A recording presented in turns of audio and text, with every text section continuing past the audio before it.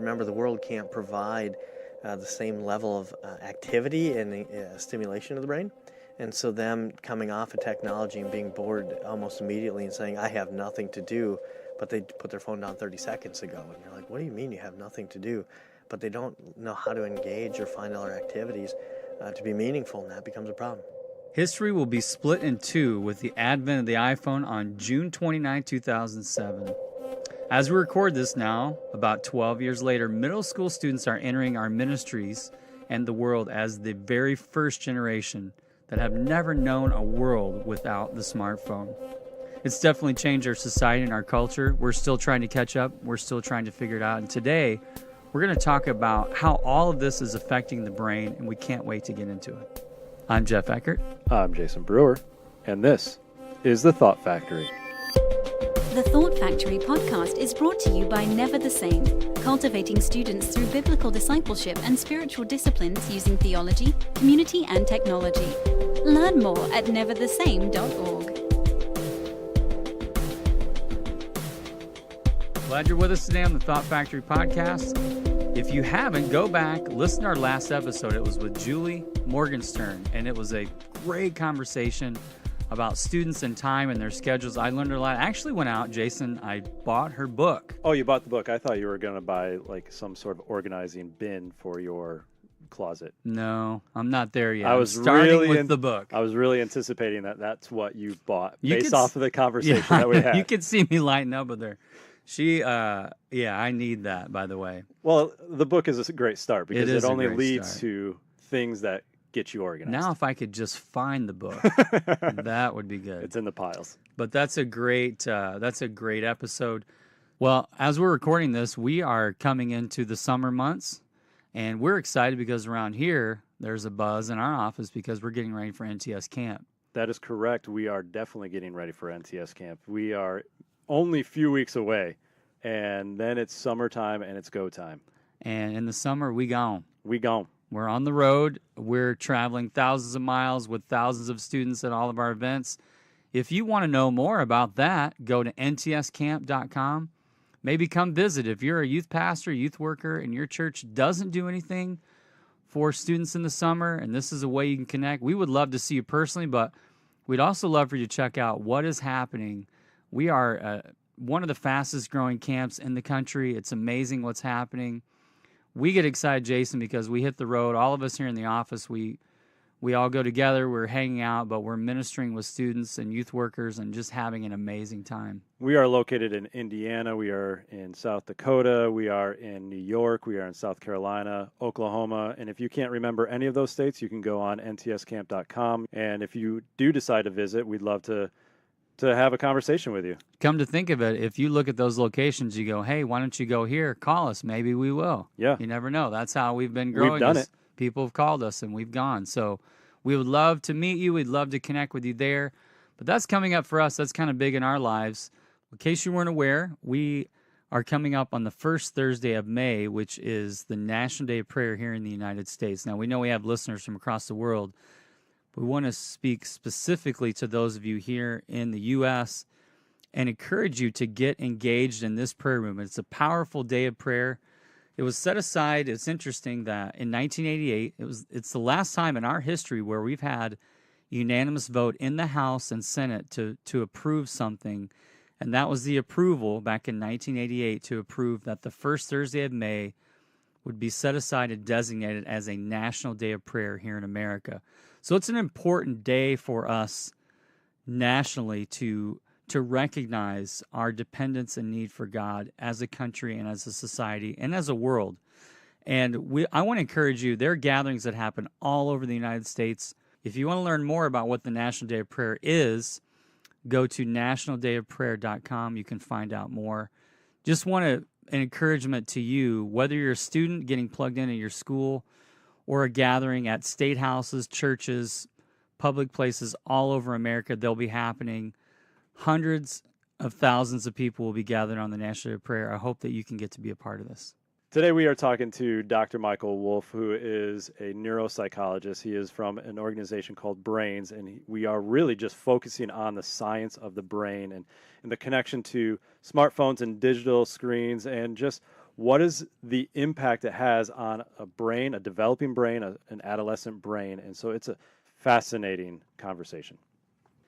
Dr. Michael Wolff is co-owner of Brains, which is an organization that is about maximizing the potential of families through understanding the complex relationship between the brain, the body, and real life. He's a neuropsychologist and diplomat and a member of the American Academy of Pediatric Neuropsychology. That's a mouthful, but it is amazing to have you with us in the studio. Thanks for inviting me. Yeah, glad you're here. So let's just jump right in here with what you do. Tell us about what a neuropsychologist does. So the role of neuropsychology is to try to take different pathologies, whether it's a developmental disability, concussions, seizures, learning disabilities, ADHD, trying to understand how those are influencing a person's functioning, and then figuring out what we can do to try to manage that, whether medication might be needed, whether there's rehabilitation strategies or ways to dynamically work with that individual to make sure that they're functioning as best as they can. I think I learned something already. So, Dr. Wolff, would you be called Michael? That would be more than appropriate. Michael, not Mike? I think you should call him Dr. Wolff. Well, Have you ever seen What About Bob? You ever Yes, seen that? Okay. baby steps. Yes. Remember how he makes him call him Dr. Marvin at home, Leo at the office? Yes. I think we should do that. Dr. Wolff here in the studio. All right, Dr. Wolff. Yeah, Leo's a stretch. Yeah, that's right. Well, then tell us what you do in your area of expertise, a little bit more specifically. Sure. So my expertise currently, even though I'll be cross-boarding and in process, is to really work on individuals 18 and younger to try to understand what is happening to them in their life that they're not being successful, whether they're getting in trouble at school, at home, if they have a medical complication, they can't remember what they're learning or what they're doing from one day to the next. We're trying to understand how severe is the factors, the medical condition, mental health, or other aspects of their life influencing what's going on in day to day for them, their family, and how they're functioning, and then trying to give them strategies to know what they can do or what the family can do, teachers and others to help them. Really, one of the main reasons we wanted to have you with us is to talk about the impact of technology and particularly screens on the adolescent brain. So let's talk about that and tell us what you've learned as you've studied the impact of screens on the adolescent brain. So starting, roughly a decade ago or so, when the technology was getting into kids' hands, tablets, smartphones and stuff for the first time, we started to notice a lot more families telling us, my kid just can't pay attention. I talk to them at home and they're distracted, or maybe they just don't even respond. And through the years, that's intensified as online gaming has become more intense, and we have other cultural factors, unfortunately, where kids just don't know the difference between appropriate and not appropriate sites. And we're seeing them pushing the envelope both of behavior, becoming addicted to these technologies where they really don't care about much else going on potentially in their life, like their homework or what they should be doing for their chores and meeting expectations for others. And so that continues to become more and more problematic for a lot of our children. I mean, this is kind of anecdotal, but do you see students, is it attributing to like a lethargic attitude towards life? Are you seeing that? Yeah, I don't know if I would think it's a lethargic attitude towards life necessarily. I would say maybe a false attitude towards life, that I'm living through technology, and that seems to be more real to me than it does to interact or engage or function in the world that's actually going on around me. And so instead, I want to kind of be integrated with this device more than with other people. We were talking off the air in regards to should students even be allowed to be on laptops or have computers in front of them at school. How does having screens in front of students at schools affect their education and development with their brain? Yeah, so we have multiple things going on in this one. And there's some good new research out that's suggesting that putting technology in our students' hands at school is probably not the most effective way to be teaching our children. We have several influences. One, most kids know workarounds. And so when they're in school and they're supposed to be using their tablets or computers to actually do school work or reading and other things, they've already been on the internet or they found a backdoor to access different information, so they're no longer attending to the teacher. And so that's the problem number one. Secondly, when we talk about the idea of cortical density, that's the idea that the brain should be densely packed and they should have a lot of neuronal connections, because that helps us to function so much better in the world, to multitask and to manage a lot of information flow. And some new research is suggesting that children who have a lot of screen time, technology time, even if it's used for some type of educational influence might be less densely packed, cortically speaking, by a ratio of about 10 to 15% in comparison to their normal age cohort. And then we're, of course, seeing things like poor attentional regulation because the world isn't as stimulating as technology can be. And so we are seeing that either daydreaming or seeking more information or hyperactivity. Before we jumped on, Jason, you brought that up, just the end arounds with Google Docs, how students are using that now to... Yeah, what we found is that they're using it to sext each other or even communicate with each other live in school because the teachers are allowing Google Docs to be something that they interact with throughout the class period, and yet they can have live interaction, but they can also hide their interaction through the comment thread. And so when a teacher starts walking around and interacting with students, they can easily just go back to the default mode and erase all that communication. They're doing something that they shouldn't be doing, and especially an inappropriate behavior. You're seeing a psychological and even maybe physiological effects of using that in schools. Are you finding, I don't know if you'd have any experience, but are you finding that, are schools even wanting to hear that? Are they wanting to look at the information, research, and data? Or are they just down the road, there's no turning back on the technology in classrooms? That's a good question. I don't know where Michigan Educational Association is in regards to this matter. I think they're in a tough position, though, because they got to be looking at, we need to teach our children to use the technologies that are eventually going to be there in college and in the workplace environment, which is so technology driven in today's world. But at the same time, recognizing that these kids might not be getting the foundation that they could have using their books or paper and other just interactive collaboration without the use of technology. And Google Docs is a good one. My daughter does that.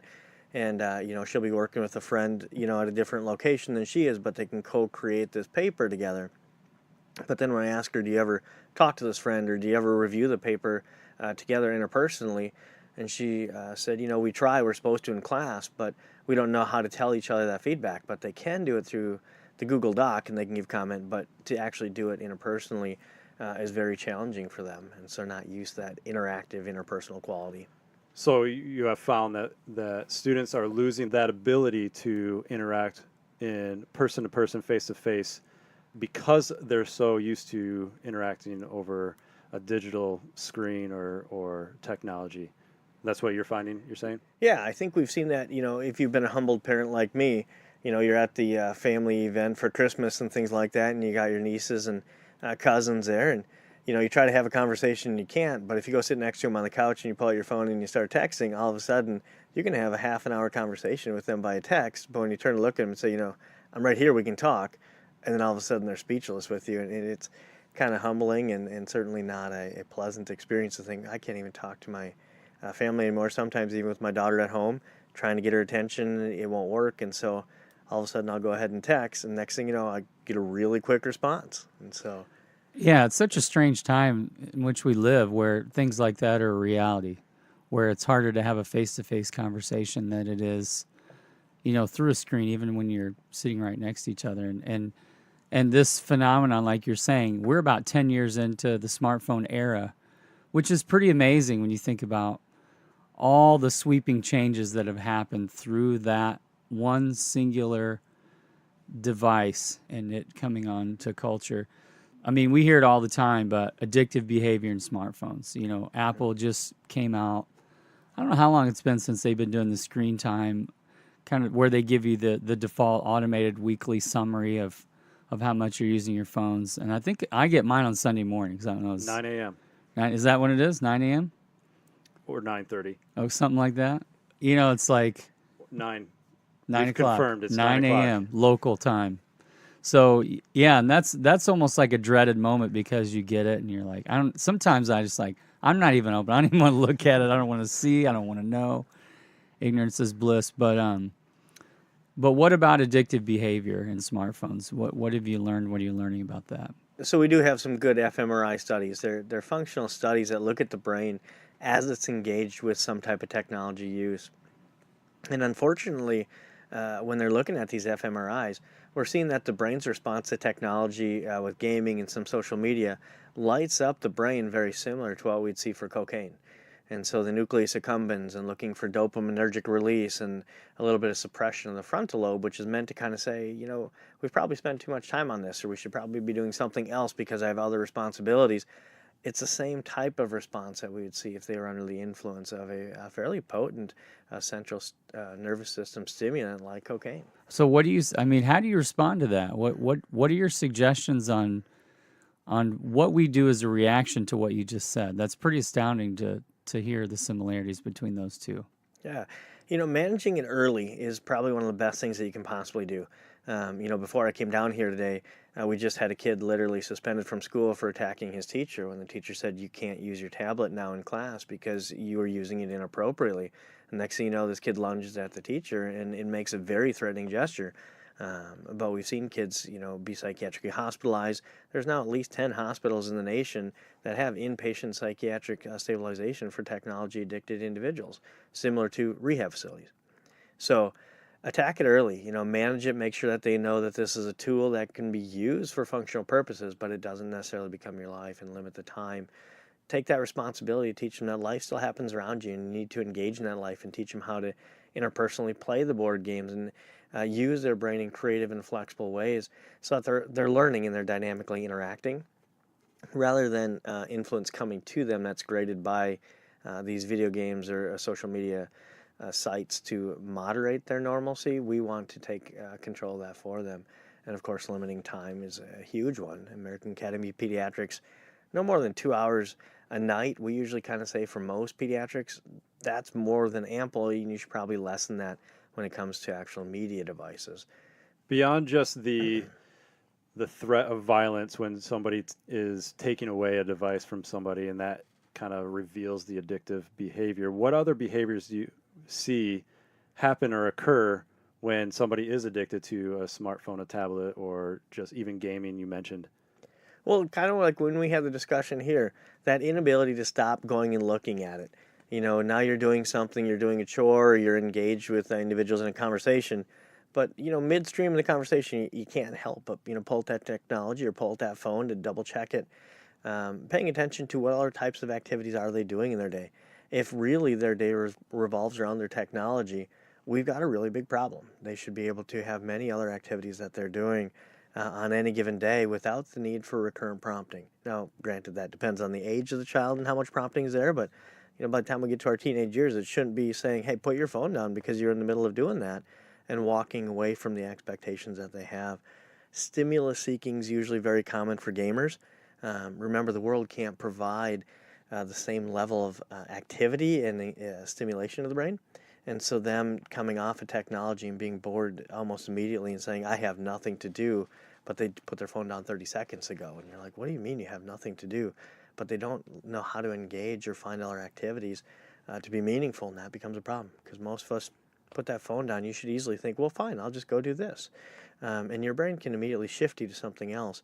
But those who tend to be addicted, it's like their brain can't function and they don't know what else to do without that use of technology, or access to technology might be the way to say it. When it comes to new things in society, sometimes you've got, the doomsday people, and then you've got people that just ignore it. And I'm just wondering, you're so immersed in this, and those of us listening, a lot of us, we're either parents, youth workers, pastors, whatever, we're engaged with students on some level. But how concerned are you, and how concerned should we be with some of these issues when we're talking about phone addiction? I think we should have a moderate level of concern. I don't think we have to go to catastrophe and we're all going to become cyborgs that only interact through media and don't know how to do anything else. But I think that moderate level of concern needs to come into play. I would say a lot of our kids, their first goal when they're a kid used to be, I want to be a policeman and a fireman. Now when I'm working with a lot of elementary kids, I want to be a video game designer, and that becomes their career goal. And that's kind of the same as being an elite athlete. There are designers out there, but there's not many, and we don't need many. And so we can start to see that shift in terms of their orientation. A future outlook, reality of future outlook becomes a really big problem. But I also think we can't jump to that minimization side either, thinking, they'll grow out of it, it'll be fine, because it's one of the highest dropout rate risks. And we've seen that ever since PlayStation, Xbox, and those came out way back in the day, that college kids would sit in their dorm rooms and play those games in their dorm rooms. Now they can take that with them. So I'm on my way to class, but I'm right in the middle of this event or this thing going on. I can't quite get there yet, and so now I'm stuck. Or when I've taught classes, I had a kid that, it's almost getting 0% in my physiology class that I was teaching. And finally approached him one day, and I'm like, man, you are taking notes diligently. I can see that you're here and you're devoted to the class. You show up every time for class. What's going on? How can I help you? He's like, no, I'm just sitting back here playing Texas Hold'em, trying to win myself into a world tournament or poker championship. I haven't heard a thing you've said all class. And this was a senior level college student that volitionally, because he wanted to kind of get into that life of poker, failed that class, and his parents had no clue. And I got an email from them after a semester. What happened? You must have been a hard professor. Well, maybe you should ask him to be a little bit more honest with you. And if he's not, then I'll give you the answer for why that individual failed. But that was a senior level college student. Without sounding anti-technology, because that's really not what we're trying to do. We're trying to provide an avenue of assistance in this realm of technology and the digital space, and knowing what happens in an adolescent's brain when we start putting them and introducing technology into their hands. But for those students or those adults that are working with students that are clearly addicted, how can we help them step away from that technology and step away from the behaviors that are just isolating or completely focused on that instead of the things that they need to be focused on? Absolutely. And you said two key things there. Technology is wonderful. I mean, technology can make us more efficient. It can help us to follow through. It helps us get things done. And we need to remember that. And when we're using technology volitionally and it's under our control as a tool, that can sometimes entertain me, but definitely, we're recording today and we're going to use some technology splicing and making sure that this podcast comes together. That's fantastic. And we don't want to take that away by any means at all. But when we start to see people pushing that envelope of it, it's similar to what you would do for any other addiction. We got to scale it back. We got to take control of it. In some cases, you got to go cold turkey because it's just impossible for that individual, if they have access to it, not to get themselves distracted by the other ways to be entertained potentially by that technology. We have to start looking at their mental health. A lot of kids live in that, well, not just kids, adults too, that false reality of what their social media or what their point score tells them they are. And now you're grading the value of your person by scores. We need to let them know that they have value in other ways and we appreciate them in other ways. Especially if we bring this into the idea of being Christians and inviting them into that community of dialogue and prayer and worship to say, you are more than who you are and you're supposed to be a part of your community and helping and supporting. And when you're on this technology, you're not doing that. You're not even a part of the family per se because you're just in your room or in this space of technology. And so scaling that back and letting them know that you're part of something bigger than that tool that's in your hand or that you're staring at all the time. And I'm curious with what you've experienced in your practice and what you've learned in studying and even being a parent. One of the emerging questions right now that people have been asking for a while is like, what's a good age to have smartphone technology for students? And our good friend, he's been on the podcast, Chris McKenna, would say that's a bad question.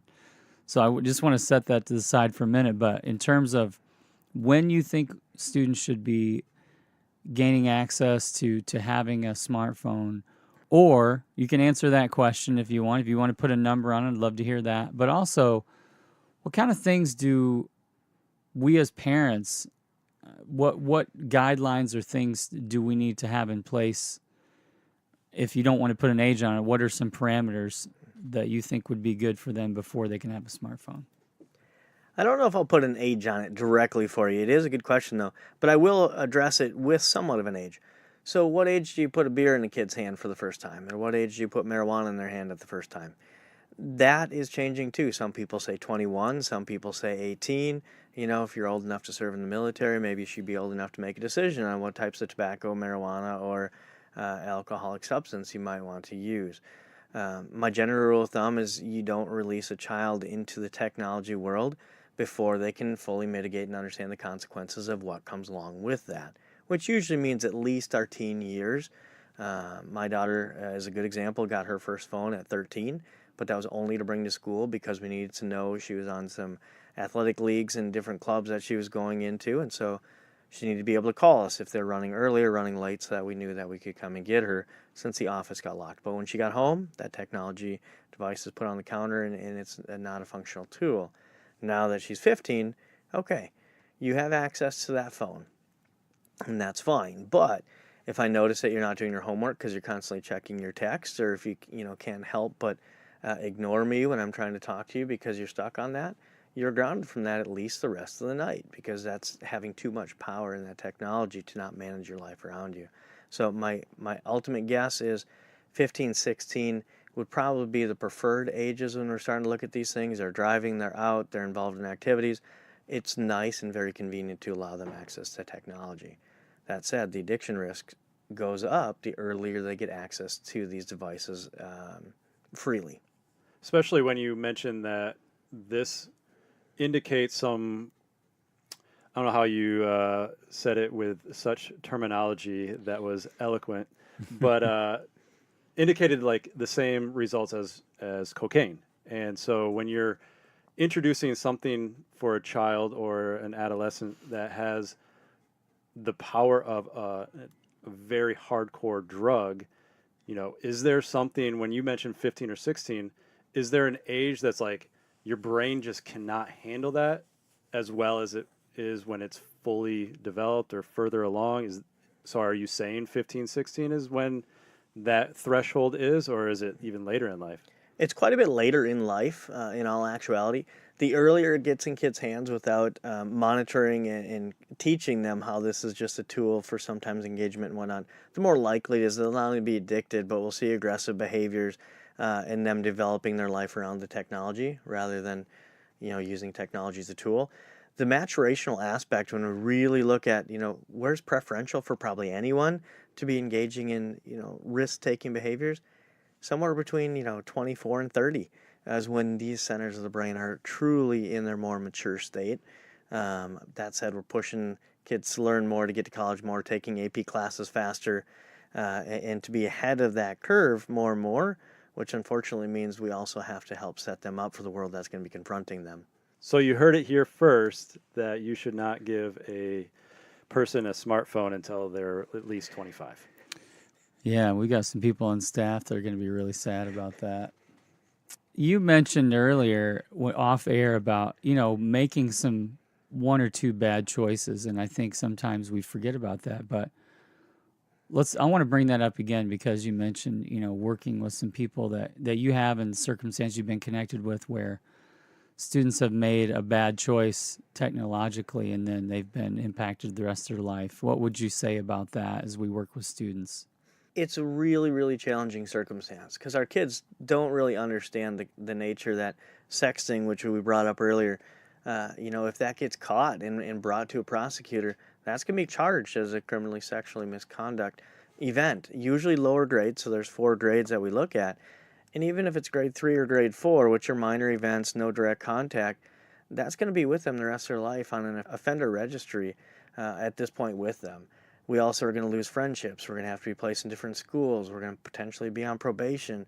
And all these kids don't realize the consequence that can have and change the course of their life, because now maybe they can't go to their public school anymore. They have to go to an alternative school as a result of safety risks, or they're going to miss a month or two between, by the time you get through probation, you get through your first hearing, they decide if you're a high-risk individual or not.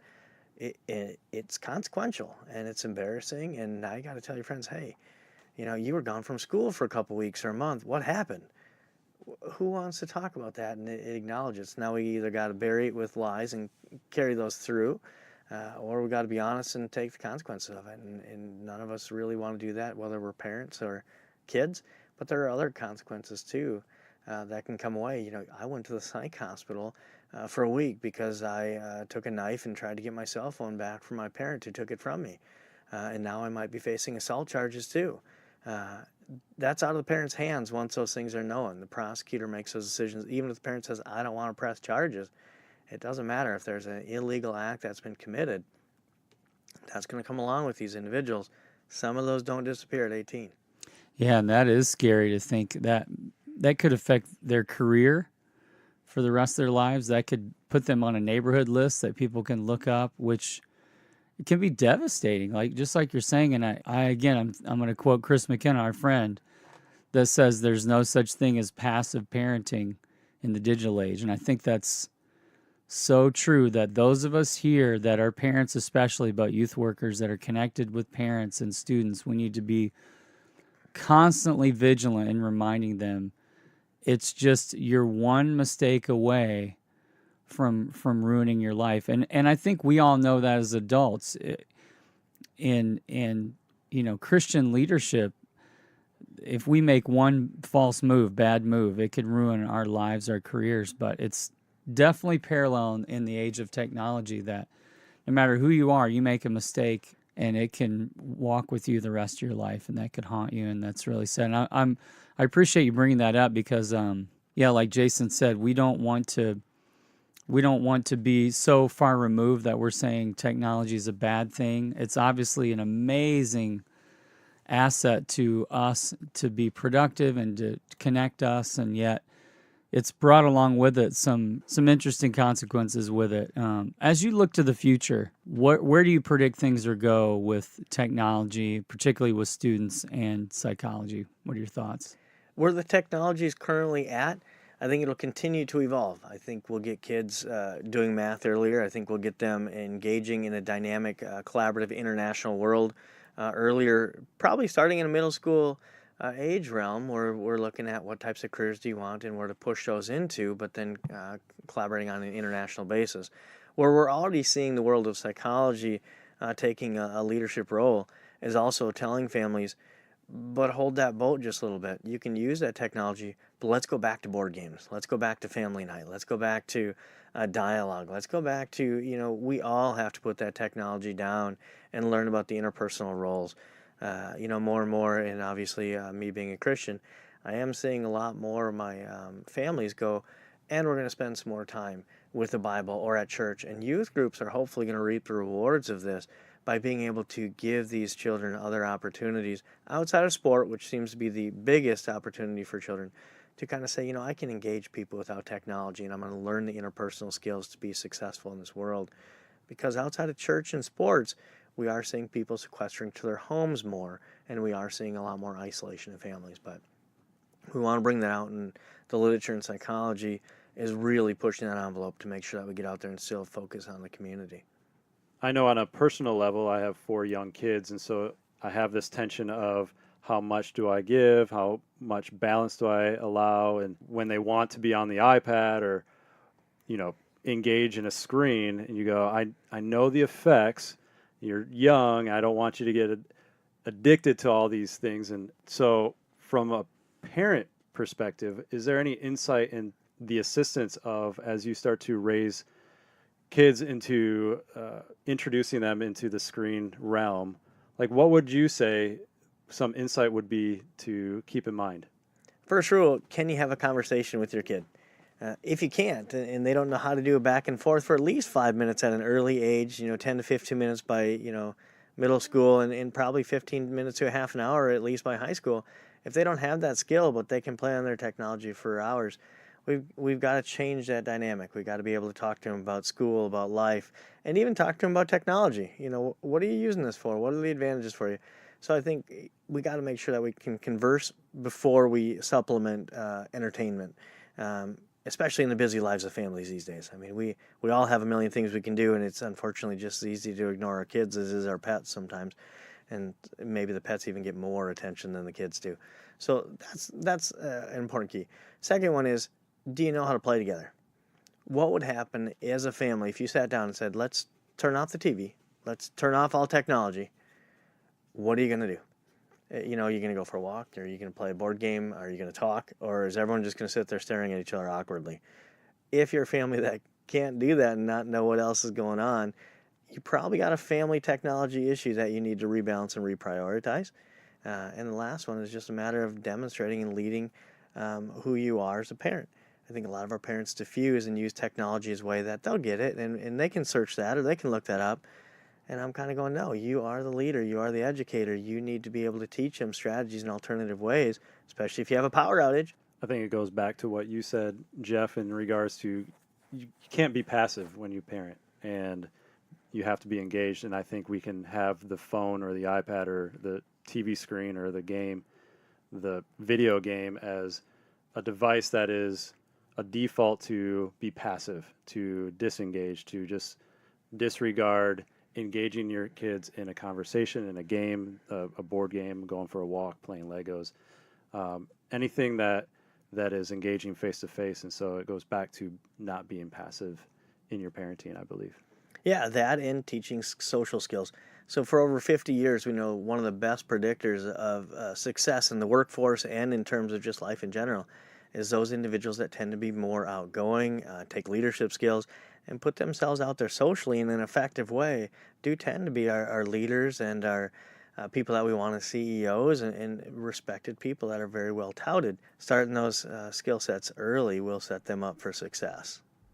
Thanks so much for your time and what you've done and what you continue to do and what you're learning. And I think it'd be great to reconnect down the road and hear some of the other things you're learning, because I think this is such a new area of society for us. We're in a new era, like we talked about, and I think we're in the middle of it, and this feels almost like a firestorm sometimes, and going, how do I even survive in this digital world in which we live? And so we appreciate what you're doing to help us learn.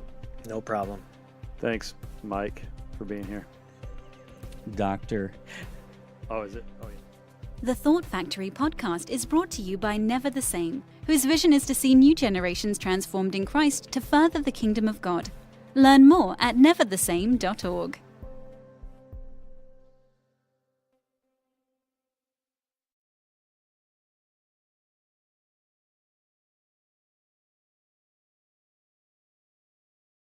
Hey, my name's Debbie Bursina. I'm the president of Dare to Share Ministries, and I'm hanging out here with a bunch of friends from Claim Your Campus. They're pulling off this big prayer event in 2020, July 4th weekend. We believe in prayer. We believe it needs to fuel everything that we do. It needs to come first. That is why we are so excited about what Claim Your Campus is about. All right, we're in the bonus segment, and each week we've been talking in each episode about what we are doing on July 4th weekend 2020. So right now, while you're thinking of it, go to claimyourcampus2020.com. Go to that website. That website is growing, and we're adding information all the time, but it's talking about an event that we're doing along with about 60 other organizations that will be a part of what's happening. And here's what I want to remind you of, is that this event is something you want to know about and you do not want to miss. And we are inviting adults to become advocates for schools to help get students to this event, because this event is all about schools. It's all about equipping students to show and to share Jesus on their campus. And so to do that, we need adult advocates that can reserve a space for a school that they care about where students attend, so that students can sign up and get to this amazing event on July 4th weekend 2020. And along the way, we are coaching adult advocates, what we call adult advocates, these adults that care about students and they care about a school enough to get that school engaged in what God is doing across America at schools. And if you want to know more about being an adult advocate, join our group on Facebook. If you go on Facebook and search Claim Your Campus Advocates, jump into that group. And starting here very soon, actually starting on the National Day of Prayer here in 2019, we're going to do a weekly live coaching every Tuesday night, 9 o'clock. Myself, two really good friends that help represent what we're doing for this event will be joining me. That's every Tuesday night, 9 p.m. Eastern, on the Claim Your Campus Advocates group on Facebook. I want to see you there. Go join that group. Learn more at claimyourcampus2020.com.